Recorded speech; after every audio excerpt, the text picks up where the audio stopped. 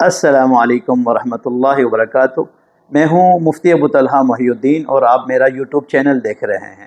جب شادی ہوتی ہے تو شادی کے بعد جو سب سے بڑا مسئلہ پیدا ہوتا ہے، جو لوگ جس کی باتیں کرنا شروع ہوتے ہیں، وہ ہے اولاد کی، کہ اب تک اس جوڑے کے ہاں اولاد کیوں نہیں ہوئی۔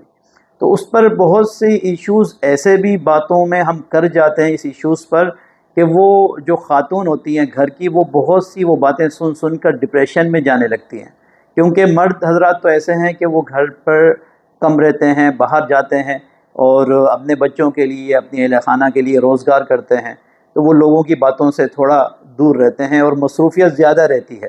مگر جو خاتون جو ہمیشہ گھر پر ہی رہتی ہے اور طرح طرح کے مہمانوں کا آنا اور ان سے طرح طرح کے سوال کرنا، اس سے ہماری معاشرے کی جو بچیاں بہت سے ڈپریشن میں چلی جاتی ہیں۔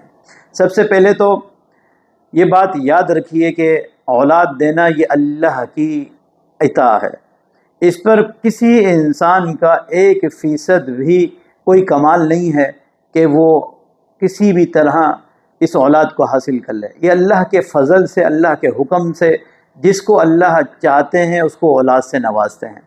دیکھیں، اولاد کو نہ ہونے کے اسباب تو علماء نے لکھے ہیں کہ دیکھیں، ہم پہلے بھی اس چیز پر بات کر چکے ہیں، جب ہم انسان برائیاں کرتے ہیں، اللہ کی نافرمانی کرتے ہیں، تو یہ ساری نعمتیں جو اللہ ہمیں دے رہے ہیں، ان نعمتوں میں تغیر اور تبدل ہو جاتا ہے، کبھی دیری ہو جاتی ہے۔ کہتے ہیں نا، اللہ جل شانہ فرماتے ہیں کہ میں تم لوگوں کو آزماتا ہوں، اور آزمانے کا طریقہ کیا ہے؟ کبھی تنگی کر دیتا ہوں، کبھی کسی تکلیف میں مبتلا کر دیتا ہوں، کبھی جو نعمتوں سے تمہیں نواز رہا ہوں اس نعمتوں میں تھوڑی سی دیری کر دیتا ہوں۔ تو یہ اللہ کے انسان کو آزمانے کے طریقے ہیں، اور کامیاب انسان وہی ہوتا ہے کہ اللہ کی آزمائش میں مبتلا ہو کر اللہ سے تعلق کم نہ کرے، عبادات اسی طرح کرتا رہے، ذکر اذکار کرتا رہے۔ ہاں، اگر تنگی میں مبتلا ہو گیا ہے تو استغفر اللہ ربی من کل ذنب واتوب الیہ کا ذکر اپنے ساتھ ضرور رکھے۔ اور ایک عمل میں آپ کو بتا دیتا ہوں، دیکھیں حضرت زکریا علیہ السلام اپنی عمر کو پہنچ گئے، مگر اولاد کی ان کو تڑپ تھی، بڑھاپا بھی آ گیا اور ان کی اہل خانہ کو اولاد نہیں ہو رہی تھی۔ تو قرآن کی آیات ہے، سورہ انبیاء کی 89 آیات نمبر ہے، تو اس میں انہوں نے اللہ سے دعا کی، ربی لا تذرنی فردا وانت خیر الوارثین، کہ اللہ مجھے تو تنہا مت چھوڑ، تو بہترین وارثوں میں سے ہے، تو بہترین وارث ہے۔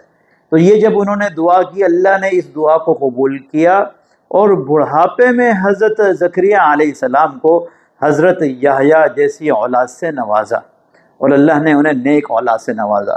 تو جو احباب جن کے گھروں میں اولاد نہیں ہو رہی یا کسی بھی مشکلات کے وہ شکار ہیں، تو ہمیں اپنے اعمال کے بعد دیکھیں ذکر اور وظیفے کیوں نہیں اثر کرتے۔ بہت سے احباب کہتے ہیں آپ نے تو جو ذکر بتایا وہ اثر ہی نہیں کر رہا۔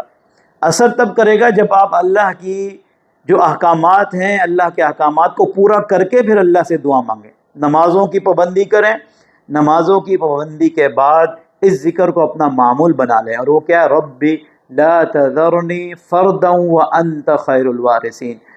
جو مرد ہے وہ بھی پڑھے اور جو خاتون ہے وہ بھی پڑھیں، اور اس کو کثرت سے پڑھیں، اٹھتے بیٹھتے چلتے پھرتے پڑھیں، نمازوں کے بعد پڑھیں۔ بعض اوقات علماء نے تو یہ بھی لکھا ہے، جیسے اتحیات پڑھتے ہیں نماز میں، پھر وہ درود شریف پڑھتے ہیں، ان کے بعد دعائیں پڑھتے ہیں، رب اجعلنی مقیم الصلاۃ ومن ذریتی، یا ربنا آتنا فی الدنیا حسنہ، یا کوئی بھی آپ دعا پڑھتے ہیں، ان دعاؤں میں بھی نفلی عبادت میں یا نمازوں میں رب لا تذرنی فردا وانت خیر الوارثین کو بھی شامل کر لیں۔ تو انشاءاللہ العزیز اللہ آپ کو نرینہ اولاد کی نعمت سے نوازیں گے۔